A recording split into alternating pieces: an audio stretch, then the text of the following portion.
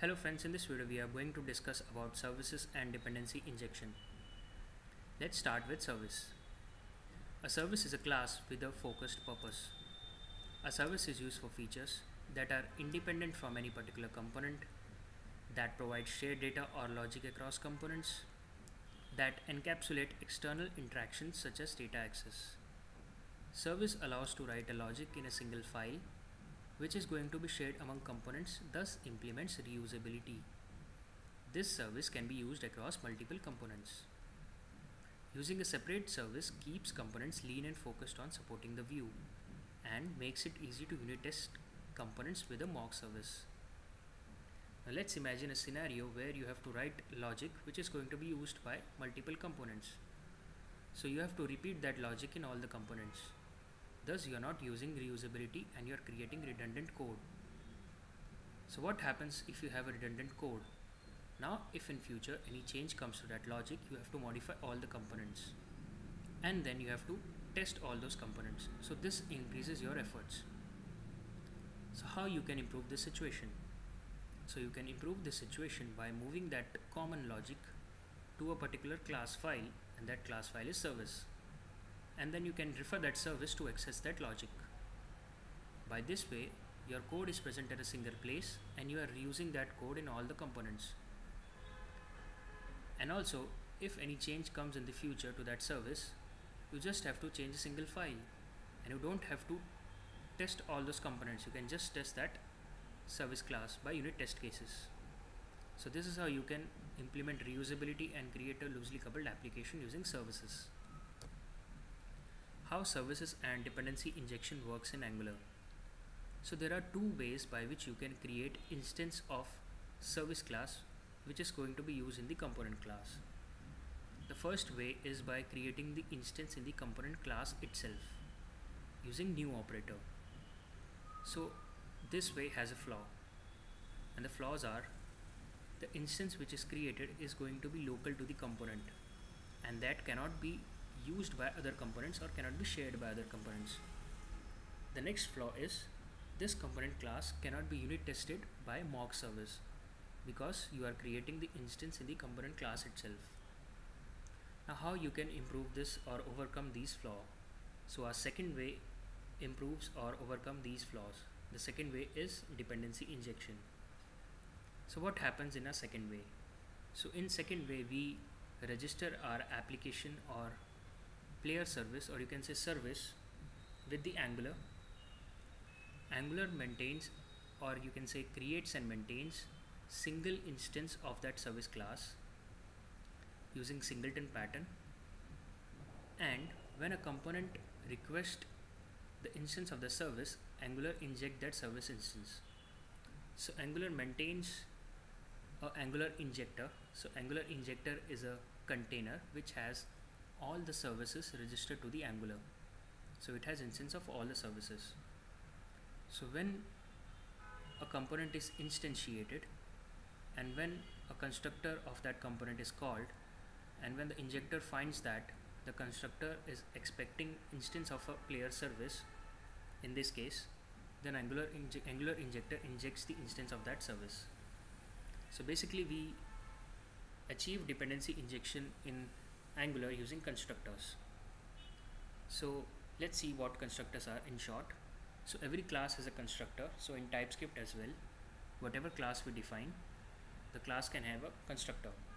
So constructors are defined using constructor function, and we achieve dependency injection in Angular using constructor dependency injection. So let's see what is dependency injection in more formal way. So it is a coding pattern in which a class receives the instance of objects it needs, called dependencies, from an external source rather than creating them itself. So the class which is dependent is not going to create the instance of the dependencies. It is going to be created by external source, and that will be injecting it into our class. So that is why it is called as dependency injection. In this pattern, class do not create the instance of dependencies it needs, rather receives the instance from external source. The external source is an Angular injector. Now, what are the benefits of dependency injection? Dependency injection helps in creating loosely coupled application by transferring object creation responsibility from dependent class to external feature. This makes classes unit testable and easy to maintain. So in short, dependency injection helps us to create loosely coupled application which can be easily maintainable and easily testable. Now let's move to building a service. So in our demo, we are basically going to implement a player service, and this player service will be responsible for returning us the collection of player objects. So in order to build a service, we have to follow familiar steps, that is create a service, decorate a class with decorator, and importing what we need. So in this screenshot, we have created a simple player service. It has a function getPlayers, which is returning array of type iPlayer. So currently we have not defined the logic or the data, so we will do that when we create a service. In the above service, we have decorated the class with injectable decorator. This decorator is optional unless our service has injected dependencies of its own. The @injectable decorator tells TypeScript to emit metadata about the service. The metadata specifies that Angular may need to inject other dependencies into this service. Although the service doesn't have any dependencies at the moment, applying the injectable decorator from the start ensures consistency and future proofing. Now let's go and create our service. Now this is playerlist.component.ts class. Now this is responsible for rendering a grid with players data on the UI. Now this is the solution we are using in our entire series. Now as you know, we have created our player collection in the component class itself. Now this creation of player collection should not be in component class, because if this collection is needed by any other component, you have to write the same code again in that component. So basically you will create redundant code. So this logic, which is going to be shared by different components, should be at a particular common place. So we are going to move this collection to our newly created player service. So this is what we are going to achieve in this demo. So let's create our service. So as our service belongs to player business object, we are going to create it in player folder. So let's add a TypeScript file, and I'm going to name it as player.service.ts. Now inside this file, I'm going to use export keyword because we want this class to be available from anywhere in this application. And then I will specify class and the name of the class, that is player service. This class will have a function, that is getPlayers. This function has a return type, that is iPlayer array. So this function will return array of type iPlayer.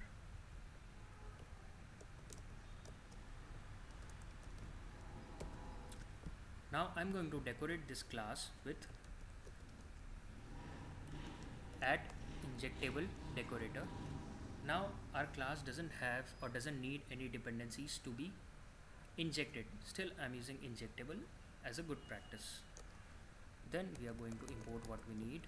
So the first thing we need is injectable decorator from Angular core.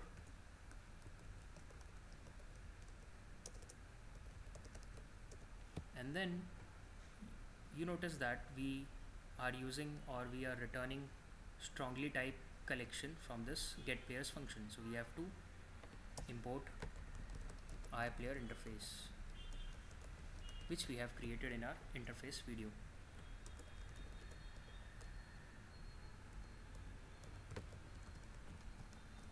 Now our simple service is ready. The only thing it missing is the creation of collection. Okay, I'm inject. I misspelled the injectable, so now I've corrected that.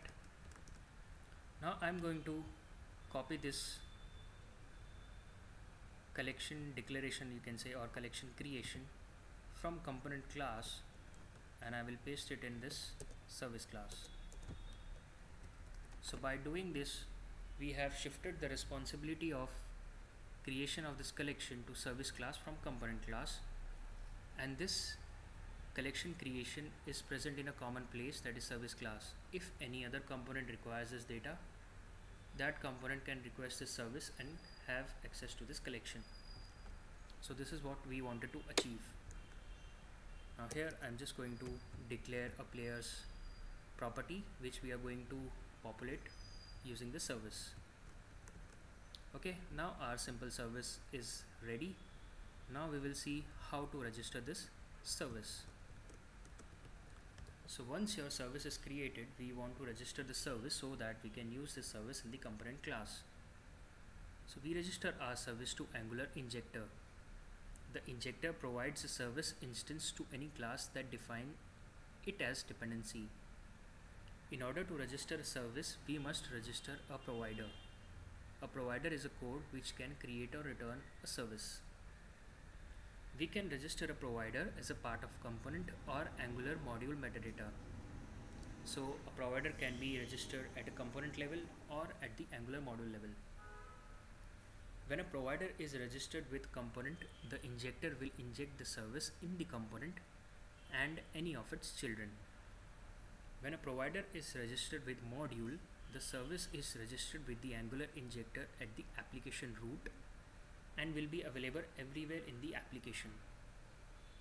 So in this video, in this demo, we are going to register our provider at the component level, and we will see how to register your provider at the application module level in the future video. So in the components metadata, we have to declare our service against provider property. We have to import the provider service in the component so that it is available to us or available to use. So let's go to our application, and this is our component that is responsible for entering the grid. So if we register our provider in this class, then we can access our player service in this component or any of its children. But there could be a component which is not a child of this component, player list component, but requires that service. So in that case, we will be in problem. So what we are going to do is, we are going to register our provider in the application component level.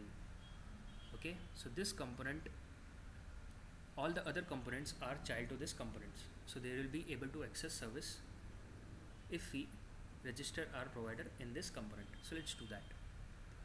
So in order to register, first I have to import my player service.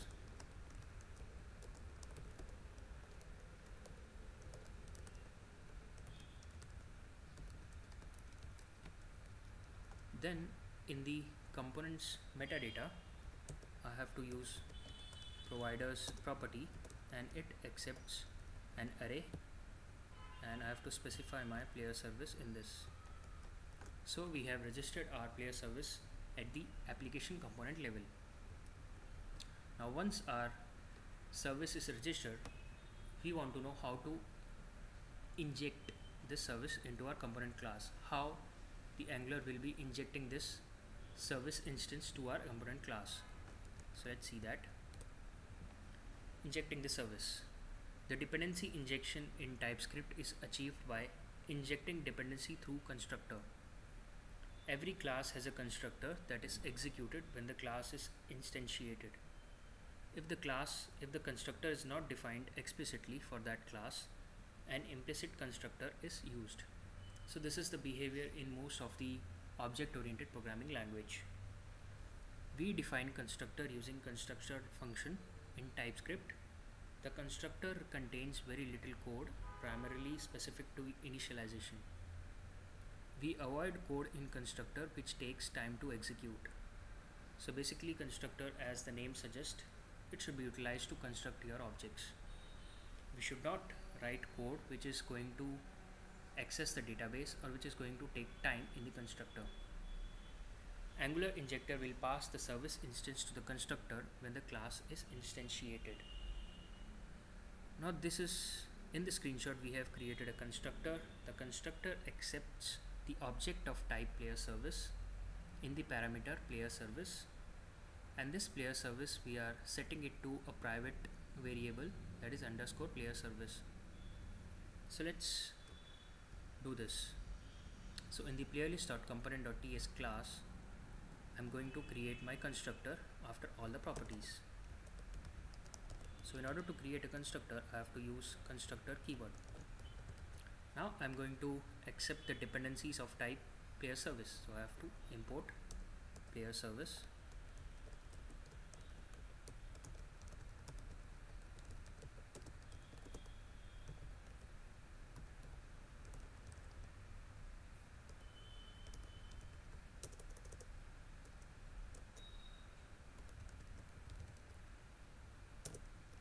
Okay, so we have imported our player service. Now I'm going to accept a parameter, that is player service. This parameter will be an object of type our player service class. So what happens when the class or this component is instantiated, this constructor is called, and Angular notice that it requires the object of player service class. So Angular injector injects this instance of player service class to this constructor. Let's create a private variable. This variable will hold the service instance passed by the Angular injector,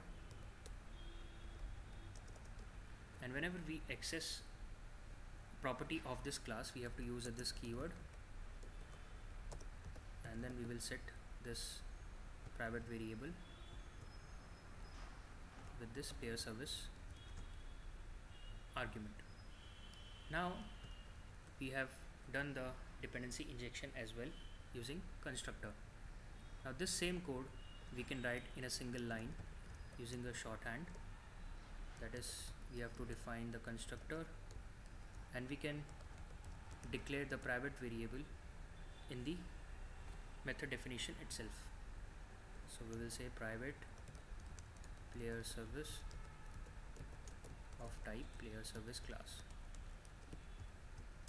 So this will accept a player service object, or let me correct its spelling. This constructor will accept the dependency of player type player service in this player service underscore player service private variable, and then we can use this variable, or you can say property of this component class, to access the functions of player service. Now we have done the dependency injection, and when this component class will be instantiated, we will have this player service property populated by instance of player service. Now the next question comes is where we are going to access the data from the player service using its function. For that, let's see some slides. So ng on init lifecycle hook. You might be tempted to call the services get players method in a constructor, but a constructor should not contain complex logic, especially a constructor that calls a server such as data access method. The constructor is for simple initialization. In order to call getPlayers function, you can implement ng on init lifecycle hook. This method is called once when the component is initialized and best pays to fetch the data for the component. Now this is the simple definition of ng on init. In this function, we are setting the players property by calling the player service getPlayer function. Now in the components lifecycle hook video, we have seen that ng on init can be used to fetch data for the component. So that is what we are going to do in this class. So now ng on init, we are going to set our players property by calling our player services getPlayers function. Now you must be having an argument that player service.ts has hard-coded data, so why can't we pull it in constructor? That is because in the future, instead of hard-coded data, that service can call database or can access database for fetching that data. So in that case, we are not following the pattern, and constructor will be getting the data from database, which is not valid. So that is why we are fetching the data for this component in ng-on-init lifecycle hook.